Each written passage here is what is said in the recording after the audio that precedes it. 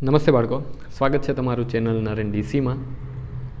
આપણે આજે જોવાના છીએ ધોરણ 8 પ્રકરણ 12 ઘર્ષણ ભાગ 2. પહેલા ભાગની અંદર આપણે જે આગળની અમુક વસ્તુઓ છે એ જોઈ ગયા છીએ. હવે આગળ વધીએ તો આજે આપણે જોવાનું છે એ છે ઘર્ષણ એક જરૂરી દૂષણ. ફ્રિક્શન અ નેસેસરી ઇવિલ. એક જરૂરી દૂષણ. જો અહીંયા આપણને બે વસ્તુ કીધી છે, એક તો જરૂરી કીધું છે અને બીજું દૂષણ કીધું છે. એનો મતલબ શું થયો કે ઘર્ષણ જરૂરી પણ છે એટલે કે આપણને ફાયદાકારક પણ છે, અને દૂષણ એટલે આપણને ઘણી રીતે નુકસાન પણ કરે છે. તો હવે આ વસ્તુને આપણે સમજવાની છે.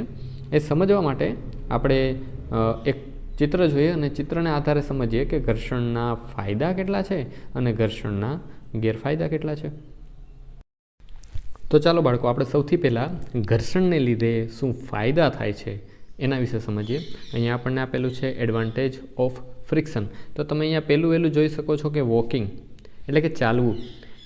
ઘર્ષણ છે તો આપણે ચાલી શકીએ છીએ, ઘર્ષણ વગર આપણે ચાલી ન શકીએ. આવું શું કામ? કેમ કે જ્યારે તમે જમીન ઉપર ચાલો છો ત્યારે જમીનનો ભાગ અને તમારા પગ સાથે ઘર્ષણ થવાને લીધે તમે જમીનને પાછળ ધકેલો છો અને આગળ વધો છો. જો ઘર્ષણ ન હોય તો ત્યાં ઘર્ષણ બળ ન હોવાને કારણે તમે સ્લીપ થઈ જશો, પડી જશો. આવું ક્યારે બને છે? જ્યારે કે તમારા પગની નીચે કેળાની છાલ આવે, અથવા તો જ્યાં ફ્લોર ઉપર પાણી પડેલું હોય અને તમે એના ઉપર ચાલો ત્યારે તમે અનુભવો છો કે તમારી પકડ છે એ ફ્લોર સાથે એટલી બનતી નથી અને એના લીધે સ્લીપ થવાય. તો આ એક ફાયદો છે કે તમે ઘર્ષણને લીધે ચાલી શકો છો.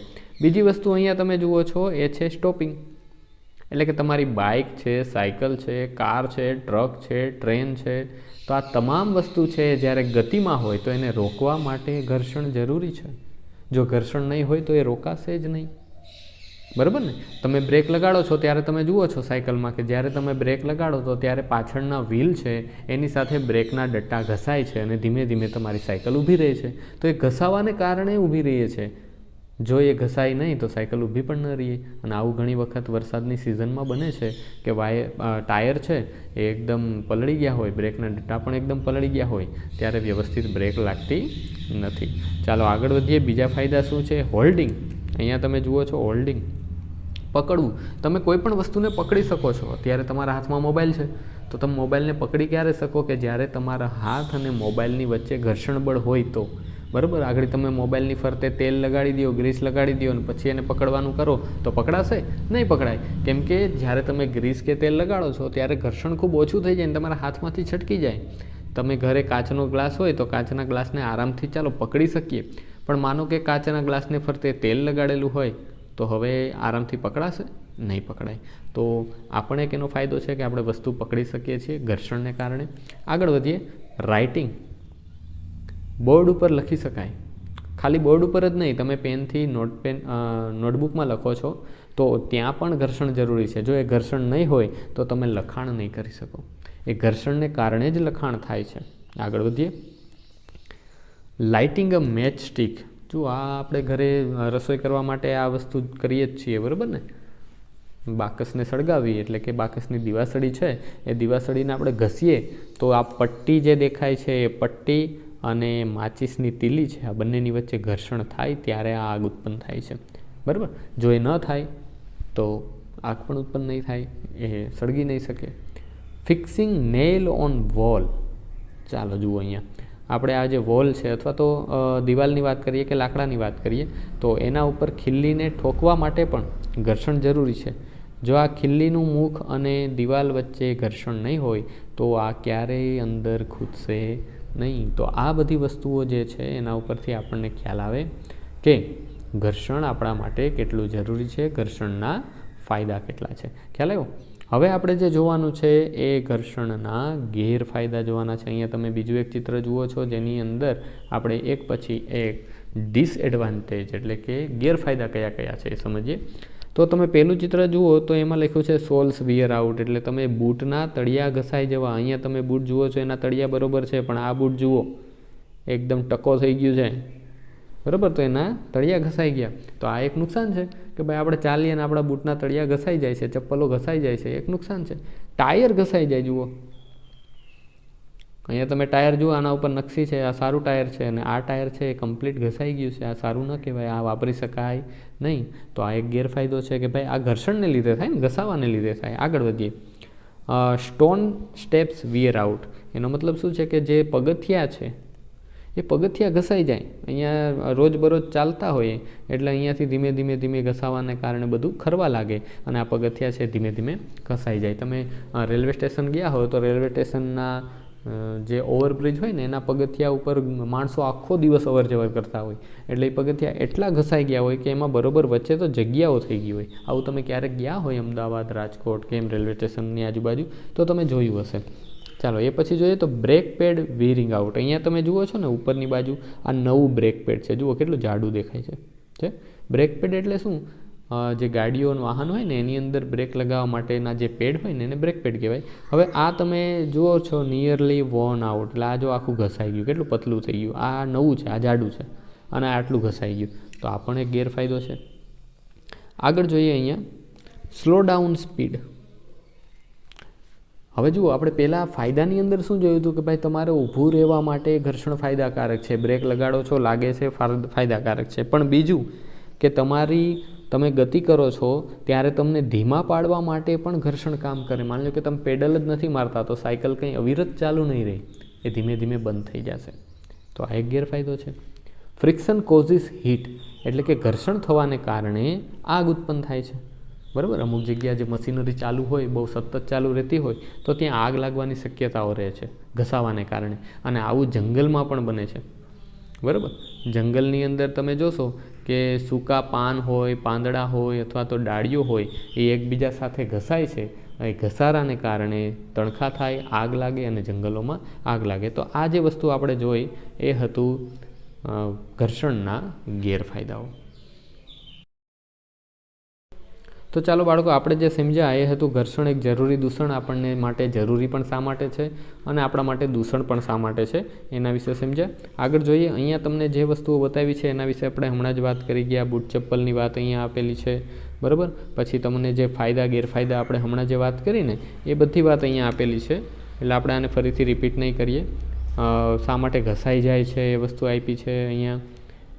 બૂટ ચપ્પલના તળિયા ઘસાઈ જવા, ઉષ્મા ઉત્પન્ન થવી.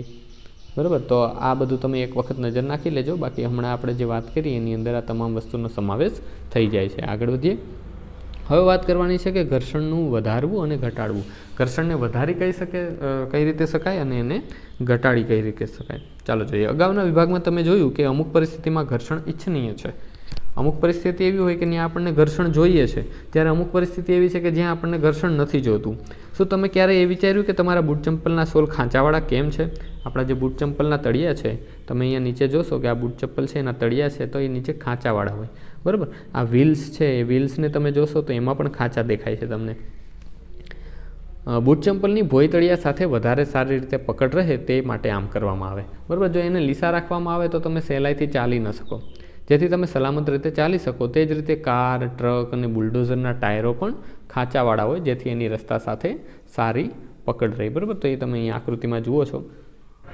વાહનો અને સાયકલોની બ્રેક પ્રણાલીમાં બ્રેક પેડનો ઉપયોગ કરીને આપણે જોઈને ઘર્ષણમાં વધારો કરીએ. જ્યારે તમે સાયકલ ચલાવો છો તો તેના બ્રેક પેડ પૈડાને સ્પર્શ કરતા નથી, પરંતુ જ્યારે તમે બ્રેક લીવરને દબાવો છો ત્યારે આ પેડ ઘર્ષણને કારણે પૈડાની ગતિને રોકી દે છે અને પૈડી ગતિ કરવાનું બંધ કરે. તમે એ જોયું હશે કે કબડ્ડીના ખેલાડીઓ પોતાના હાથ પર માટી ઘસે છે જેથી તેઓ પોતાના વિરોધીઓને વધારે સારી રીતે પકડી શકે. હવે જુઓ, માટી ઘસે એટલે શું? એના હાથમાં માટી હોય તો એનું હાથનું ઘર્ષણ વધી જાય અને સામેવાળા વિરોધીને પકડે તો એ હાથમાંથી છટકી ન જાય. બરાબર, કસરત બાદ પોતાના હાથ પર કોઈ બરછટ પદાર્થ લગાવી દે જેથી ઘર્ષણમાં વધારો કરીને સારી પકડ બનાવી શકે. તો આ બધી વસ્તુ આપણે ઘર્ષણમાં વધારો કરવા માટે વિચારીએ છીએ. ચાલો પછી અમુક પરિસ્થિતિઓ જો કે ઘર્ષણ અનિચ્છનીય હોય. અમુક પરિસ્થિતિ એવી છે કે ત્યાં આપણને ઘર્ષણ જોતું નથી. ચાલો તો એવી પરિસ્થિતિ વિશે વાત કરીએ. કેરમ બોર્ડ પર તમે બારીક પાવડર કેમ છાંટો? તમને ખબર હશે કે તમે જ્યારે કેરમ રમતા હોય અને કુકરી વ્યવસ્થિત આગળ વધતી ન હોય ત્યારે આપણે શું કરીએ કે એક લીસો પાવડર લઈએ અને એને કેરમ ઉપર છાંટીએ. એ છાંટવાથી પછી શું થાય કે તમે જ્યારે તમારી સ્ટ્રાઇક લ્યો છો ત્યારે આરામથી કુકરી આગળ પાછળ થાય છે. તમે દરવાજાના મિજાગરામાં તેલના થોડા ટીપા નાખો છો, જેથી એ ઘણી વખત એવું હોય કે દરવાજો છે ખોલ બંધ કરવામાં અવાજ આવતો હોય, એટલે આપણે એના જે મિજાગરા છે ને એમાં થોડું થોડું તેલ લગાડી દઈએ, ઓઇલિંગ જેને કહીએ આપણે, બરાબર. સાયકલ તથા મોટરના કારીગરો આ મશીનોને ગતિશીલ ભાગોની વચ્ચે ગ્રીસ લગાડે. ઉપરના બધા કિસ્સામાં આપણે કાર્યક્ષમતા વધારવા માટે ઘર્ષણને ઓછું કરીએ. જો ઘર્ષણને ઓછું કરીએથી કાર્યક્ષમતા વધે અમુક કિસ્સાઓમાં, બરાબર. તો એના માટે આપણે ઘર્ષણને ઓછું કરવા માટે શું વાપરી શકીએ, તો કે તેલ, ગ્રીસ, ગ્રેફાઇટને મશીનના ગતિશીલ ભાગ વચ્ચે લગાવવામાં આવે ત્યારે ત્યાં એક પાતળું સ્તર બને અને ગતિશીલ સપાટીઓ સીધી એકબીજા સાથે ઘસાતી નથી. આ રીતે અનિયમિતતાનું એકબીજા સાથેનું જોડાણ મોટા પ્રમાણમાં દૂર થઈ જાય અને હલનચલન સરળ થઈ જાય. તો ઘર્ષણ ઓછું કરતા પદાર્થોને ઊંજણ અથવા તો લ્યુબ્રિકન્ટ્સ કહેવામાં આવે છે. આ પણ ખાસ યાદ રાખવાનું છે. લ્યુબ્રિકન્ટ્સ કોને કહેવામાં આવે છે, તો કે ઘર્ષણ ઓછું કરતા પદાર્થોને લ્યુબ્રિકન્ટ્સ અથવા તો ઊંજણ કહેવાય. અને ઊંજણ તરીકે તમે કોનો ઉપયોગ કરી શકો, તો અહીંયા તમને આપેલું છે તેલ, ગ્રીસ અને ગ્રેફાઇટ. આનો તમે ઊંજણ તરીકે ઉપયોગ કરી શકો છો. આગળ વધીએ. કોઈ મશીનોમાં ઊંજણ તરીકે તેલનો ઉપયોગ ન કરવાની સલાહ આપવામાં આવે ત્યાં ઘર્ષણ ઓછું કરવા માટે ગતિશીલ ભાગો વચ્ચે હવાના સ્તરનો ઉપયોગ કરવામાં આવે. ઘણી જગ્યાએ તેલ ન વાપરી શકાતું હોય તો ત્યાં આપણે વચ્ચે એર રાખવી પડે, હવા રાખવી પડે, જેથી એમની વચ્ચે ઘર્ષણ ઓછું થાય. આગળ વધીએ. બુજો પૂછે છે કે શું આપણે સપાટીઓ પર પોલિશ કરીને કે વધારે માત્રામાં ઊંજણનો ઉપયોગ કરીને ઘર્ષણને ઘટાડીને શૂન્ય કરી શકીએ. એને શૂન્ય કરી દેવું છે ઘર્ષણ, પણ એ શક્ય નથી. જુઓ, પહેલી જવાબ આપે છે કે ઘર્ષણ ક્યારેય પૂરેપૂરું દૂર કરી શકાતું નથી. કોઈ પણ સપાટી સંપૂર્ણ લીસી નથી હોતી, તેમાં થોડી અનિયમિતતાઓ હંમેશા હોય છે. થોડી અનિયમિતતાઓ તો હંમેશા રહેવાની. તમે એમાં ગ્રીસ લગાડશો તો પણ ક્યારેય એ શૂન્ય થવાનું છે નહીં. હવે આપણે વાત કરવાની છે થોડી અલગ, જે છે પૈડા ઘર્ષણ ઓછું કરે, વ્હીલ્સ રિડ્યુસ ફ્રિક્શન. તો ચાલો એના વિશે વાત કરીએ. 12.5ની અંદર આપેલું છે. તમને એક નાનું એવું ચિત્ર નીચે દેખાય છે કે એક છોકરો છે એ એક સુટકેસને ખેંચે છે, પણ સુટકેસની નીચે વ્હીલ લગાડેલા છે, બરાબર. તમે સુટકેસ અને અન્ય ભારે સામાન સાથે પૈડા લગાડેલા જોયા હશે. તમે પણ જોયા હશે કે સુટકેસની નીચે પૈડા લાગેલા હોય. આવા સામાનને કોઈ નાનું બાળક પણ આસાનીથી ખેંચી શકે. આવું કેમ થાય, ચાલો જોઈએ. તો અહીંયા તમને એક પ્રવૃત્તિ આપેલી છે. આપણે પ્રવૃત્તિ વિશે સૌથી પહેલાં સમજીએ. પ્રવૃત્તિ 12.4. એની અંદર શું કીધું કે નળાકાર આકારની થોડી પેન્સિલ લ્યો. તમે અહીંયા પેન્સિલ જુઓ છો નીચે. તેમને ટેબલ પર એકબીજાને સમાંતર મૂકો. તેમના પર કોઈ જાડું પુસ્તક મૂકો. હવે પુસ્તકને ધક્કો મારો. તમે જોશો કે પુસ્તક ગતિમાં આવવાથી બધી જ પેન્સિલ ગબડે છે. જુઓ, આ રીતના ગોઠવણ કરવાની છે. 3 પેન્સિલ મૂકવાની, એના ઉપર એક જાડું પુસ્તક મૂકવાનું અને પછી અહીંયાથી આપણે એને ધક્કો મારવાનો છે. તો પુસ્તક તો આગળ જાય, સાથે સાથે પેન્સિલ પણ ગબડે. શું તમે એવો અનુભવ કરો છો કે પુસ્તકને સરકાવવા કરતાં આવી રીતે ગતિ કરાવવાનું સરળ છે? માની લો કે પુસ્તકને તમે ટેબલ ઉપર એમ જ મૂકી અને આગળ ધક્કો મારો તો તમારે થોડું વધારે બળ લગાડવું પડે. પણ જ્યારે તમે આ રીતના પેન્સિલ મૂકી અને ધક્કો મારો તો એ આરામથી જાય. તમે આવી વસ્તુ રોજિંદા જીવનમાં પણ ક્યાંક જોઈ હશે, અને જો જોઈ હોય તો તમે એને કમેન્ટમાં લખી શકો કે તમે ક્યાં આવું જોયું છે. ઘણી વખત એવું હોય કે મોટા એવા લાકડા હોય અથવા તો થાંભલો હોય વીજ લાઇનના, બરાબર ને, પાવર લાઇનના, તો એ થાંભલાને એક જગ્યાએથી બીજી જગ્યાએ લઈ જવા માટે આ રીતના લાકડા ગોળ ગોળ હોય ને એના ઉપર આ રીતના લઈ જવાતા હોય. જો એવું જોયું હોય તો તમે કમેન્ટમાં લખી શકો છો. આગળ વધીએ. શું તમને લાગે કે પુસ્તકની ગતિ દરમિયાન અવરોધ ઓછો થઈ ગયો છે? શું તમે ભારે મશીનોને તેમની નીચે લાકડાનો નળાકાર રાખીને એક સ્થાનથી બીજા સ્થાન સુધી લઈ જતા જોયા છે? બરાબર. જો આ જોયા હોય તો તમે નીચે કમેન્ટમાં બતાવજો, કહેજો હા અથવા ના. જ્યારે એક વસ્તુ કોઈ બીજી વસ્તુની સપાટી પર ગબડે ત્યારે તેની ગતિને અવરોધતા બળને લોટણ ઘર્ષણ કહેવાય, બરાબર. જે અત્યાર સુધી આપણે વાત કરતા હતા એ ઘર્ષણ હતું. અગાઉ એક આપણે સરકતું ઘર્ષણ વિશે વાત કરી ગયા, અને હવે આ જે આવે છે એ છે લોટણ ઘર્ષણ, એટલે કે જ્યાં ગબડતી હોય વસ્તુ અને એના ઉપર જે ઘર્ષણ લાગે એ લોટણ. ગબડવાની ક્રિયાએ ઘર્ષણ ઘટાડી દે. કોઈ વસ્તુને બીજી વસ્તુ ઉપર સરકાવવા કરતાં ગબડાવવી હંમેશા સરળ છે. આ વસ્તુ તમે ક્યાં કરી શકો? ગેસનો બાટલો જ્યારે આપણે એક જગ્યાએથી બીજી જગ્યાએ લઈ જવો તો બરાબર, તો ગેસનો બાટલો ભરેલો હોય તો એમાં વજન વધારે હોય તો એને લઈ જવામાં અઘરો પડે, પણ તમે એને આડો કરી અને ગબડાવો તો એ આરામથી જઈ શકશે, બરાબર ને. આ જ કારણ છે કે પૈડા લગાવેલા સામાન ખેંચવા સગવડતા પહેર્યા છે. શું હવે તમે સમજી શકો કે પૈડાના આવિષ્કારને માનવજાતિની મહાન શોધોમાં કેમ ગણવામાં આવે છે? પૈડું શોધાયા પછી ઘણી બધી વસ્તુઓ સરળ બની, એટલે એક મહાન આવિષ્કાર તરીકે આપણે એને જોઈએ છીએ.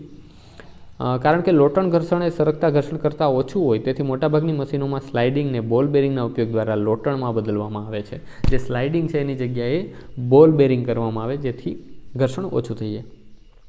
છતના પંખામાં સાયકલની ધરી અને કેન્દ્રની વચ્ચે બોલ બેરિંગનો ઉપયોગ આના સામાન્ય ઉદાહરણ છે. તમે પાછળ જોઈ શકશો, જુઓ આ રીતનું પંખાની અંદર બોલ બેરિંગ હોય, અહીંયા બોલ બેરિંગ દેખાય છે. આ બોલ બેરિંગ છે એ સાયકલનું છે, સાયકલની ધરી સાથે જોડેલું હોય. બરાબર, તો આ જે વસ્તુ આપણે સમજ્યા એ હતું લોટણ ઘર્ષણ. ચાલો મિત્રો, તો હવે આપણે જે વાત કરવાની છે એ છે આપણો નવો મુદ્દો તરલ ઘર્ષણ 12.6 ફ્લુઇડ ફ્રિક્શન. ચાલો આગળ વધીએ. તમે જાણો છો કે હવા ઘણી હલકી અને પાતળી હોય છતાં તેમાં પસાર થઈને ગતિ કરતી વસ્તુઓ પર હવા ઘર્ષણ લગાડે.